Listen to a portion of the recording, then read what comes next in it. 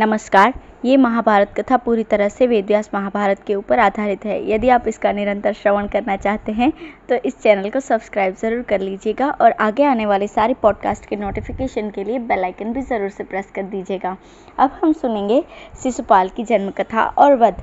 भीष्म पितामह ने कहा, भीमसेन, ये शिशुपाल जब चेदिराज के वंश में पैदा हुआ तब इसके 3 नेत्र थे और 4 भुजाएं थी। पैदा होते ही ये गधों के समान रेंकने चिल्लाने लगा था।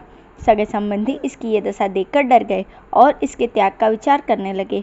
माता पिता मंत्री आदि का एक ही विचार देखकर आकाशवाणी हुई, राजन, तुम्हारा ये पुत्र बड़ा श्रीमान और बली होगा। इससे डरो मत, निश्चिंत होकर इसका पालन करो। माता यह सुनकर प्रेम में पड़ गई।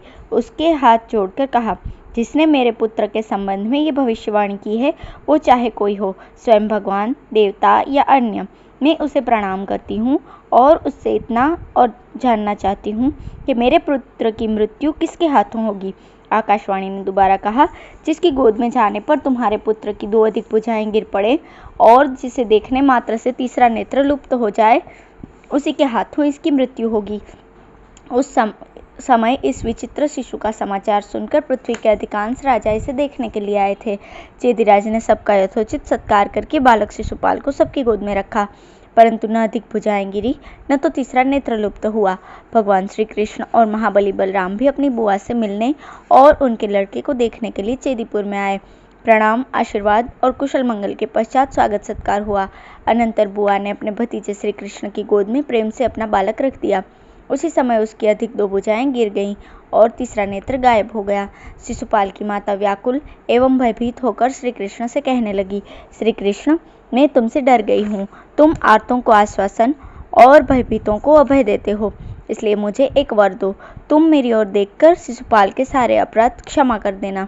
बस मैं केवल इतना ही वर मांगती हूँ। श्री कृष्ण ने कहा, बुआ जी, तुम शोक मत करो, मैं तुम्हारे पुत्र के ऐसे 100 अपराध भी क्षमा कर दूंगा जिनके बदले इसे मार डालना चाहिए। भीमसेन, इसी से कुल कलंक शिशुपाल ने आज भरी सभा में मेरा तिरस्कार किया है।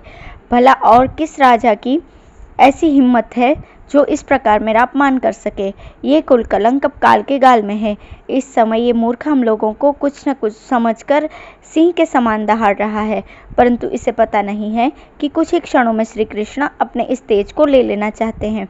भीष्म की बात शिशुपाल से सही नहीं गई। वो क्रोध से जलकर कहने लगा, भीष्म, तुम भाट के समान बार बार जिसका गुणगान कर रहे हो, वो कृष्ण क्यों नहीं मुझ पर अपना प्रभाव दिखलाता। हम तो निश्चय ही उससे द्वेष करते हैं। यदि तुम्हारी आदत ही प्रशंसा करने की है तो दूसरों की प्रशंसा क्यों नहीं करते। दर्दराज बाहलिक की स्तुति करो, जिसके जन्मते ही पृथ्वी कांप उठी थी। अंग बंगाधिपति कर्ण, महारथी द्रोण और अश्वत्थामा, इनकी भरपेट स्तुति कर लो। क्या तुम्हें प्रशंसा करने के लिए कोई ही नहीं मिलता। तुम अपने मन से ही भोजपति कंस के चरवाहे दुरात्मा कृष्ण को ही सब कुछ मानकर बातें बघार रहे हो। वास्तव में इन राजाओं की दया से ही तुम जी रहे हो। ये चाहें तो अभी तुम्हारे प्राण ले ले। सचमुच तुम बहुत ही खोटे हो। भीष्म पितामह ने कहा, शिशुपाल, तू कहता है कि मैं राजाओं की दया से जीवित हूँ, परंतु मैं इन राजाओं के तृण के बराबर भी नहीं समझता। हमने जिन श्री कृष्ण की पूजा की है वे सबके सामने ही बैठे हैं। जो मरने के लिए उतावले हो रहे हों वे चक्र गदाधारी श्री कृष्ण को युद्ध के लिए ललकारते क्यों नहीं। मैं दावे के साथ कहता हूँ कि उनको ललकार करने वाला रणभूमि में धराशायी होगा और उन्हीं के शरीर में स्थान मिलेगा। शिशुपाल जोश में आकर श्री कृष्ण की ओर रुक करके बोला, कृष्ण, मैं तुम्हें ललकारता हूँ, आओ मुझसे भिड़ जाओ। मैं पांडवों के साथ तुम्हें यमपुरी भेज दूंगा। पांडवों ने मूर्खतावश तुम्हारे जैसे दास, मूर्ख और अयोग्य की पूजा की है। अब तुम लोगों का वध ही उचित है। शिशुपाल की बात समाप्त होने पर भगवान श्री कृष्ण ने बड़ी गंभीरता से मधुर शब्दों में कहा, राजाओं, ये हम लोगों का संबंधी है, फिर भी हमसे बड़ी शत्रुता रखता है। इसने हम यदुवंशियों का सत्यानाश करने में कोई कोर कसर नहीं की। इस दुरात्मा ने मेरे प्राग ज्योतिषपुर चले जाने पर बिना किसी अपराध के ही द्वारिकापुरी जला देने की चेष्टा की। जिस समय भोजराज रेवर्तक पर्वत पर विहार करने के लिए गए हुए थे, इसने उनके सभी साथियों को मार डाला अथवा बांधकर अपनी राजधानी में ले गया।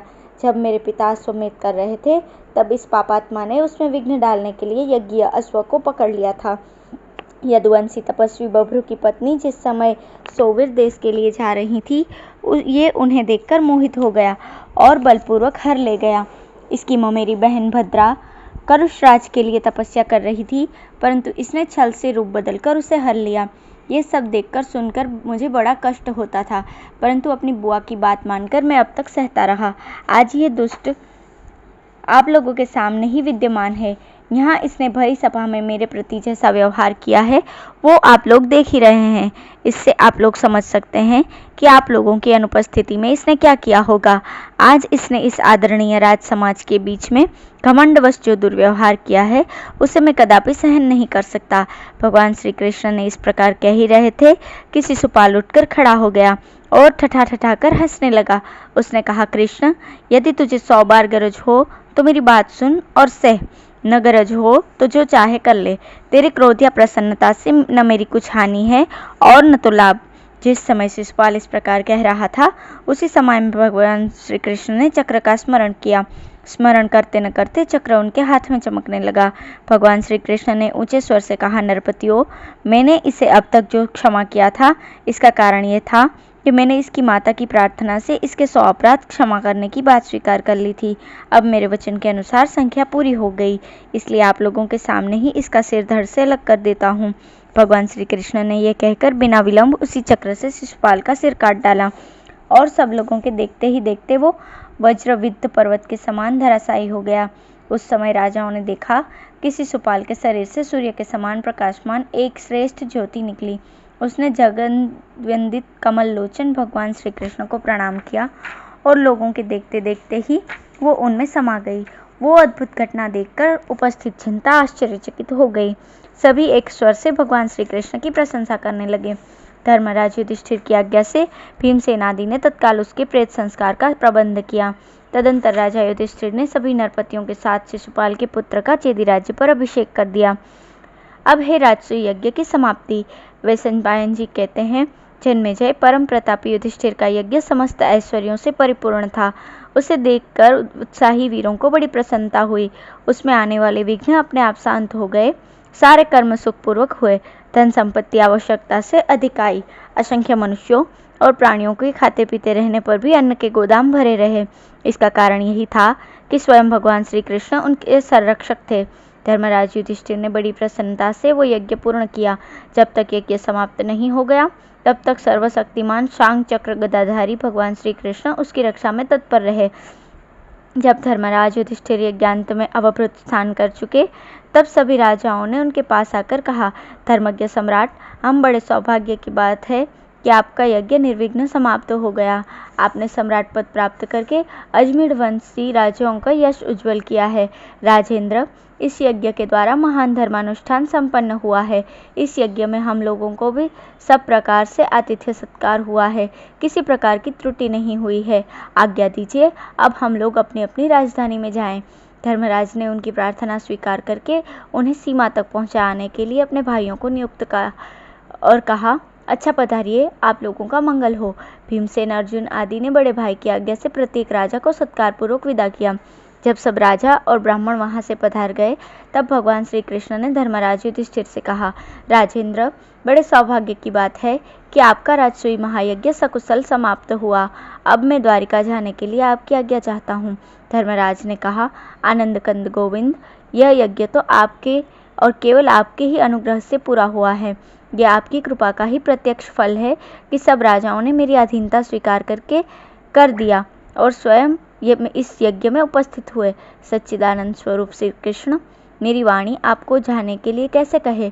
आपके बिना मुझे एक क्षण के लिए भी कहीं आनंद नहीं मिलता, परंतु करूं क्या, लाचारी है। आपको द्वारिका भी तो जाना पड़ेगा। तदंतर भगवान श्री कृष्ण धर्मराज को साथ लेकर अपनी बुआ कुंती के पास गए और बड़ी प्रसन्नता से बोले, बुआ जी, आपके पुत्रों ने सम्राट का पद प्राप्त कर लिया। इसका मनोरथ पूरा हो गया। धन संपत्ति भी बहुत अधिक मिल गई। अब आप प्रसन्नता से रहिए, मैं आपकी आज्ञा लेकर द्वारिका जाना चाहता हूँ। इस प्रकार सुभद्रा और द्रौपदी को भी प्रसन्न कर भगवान श्री कृष्ण महल से बाहर आए। स्नान जप आदि करके ब्राह्मणों से स्वस्ति वाचन कराया। इसी समय दारुक मेघ के समान श्यामवर्ण रथ सजाकर ले आया। उदार शिरोमणि भगवान श्री कृष्ण गरुड़ ध्वज रथ के पास पधारे, प्रदक्षिणा की और उस पर सवार हो गए। रथ रवाना हुआ। धर्मराज युधिष्ठिर अपने छोटे भाइयों के साथ पैदल ही रथ के पीछे पीछे चलने लगे। कमल नयन भगवान श्री कृष्ण ने क्षण भर रथ रोककर धर्मराज से कहा, राजेंद्र, जैसे मेघ समस्त प्राणियों की रक्षा करता है, जैसे विशाल वृक्ष सभी पक्षियों का आश्रय देता है, वैसे ही आप बड़ी सावधानी से प्रजा का पालन कीजिए। जैसे सभी देवता देवराज इंद्र का अनुगमन करते हैं, वैसे ही आपके सभी भाई आपकी इच्छा पूर्ण करें। इस प्रकार एक दूसरे से कह सुन और मिल भेंट कर श्री कृष्ण और पांडव अपने अपने स्थान पर चले गए। धन्यवाद।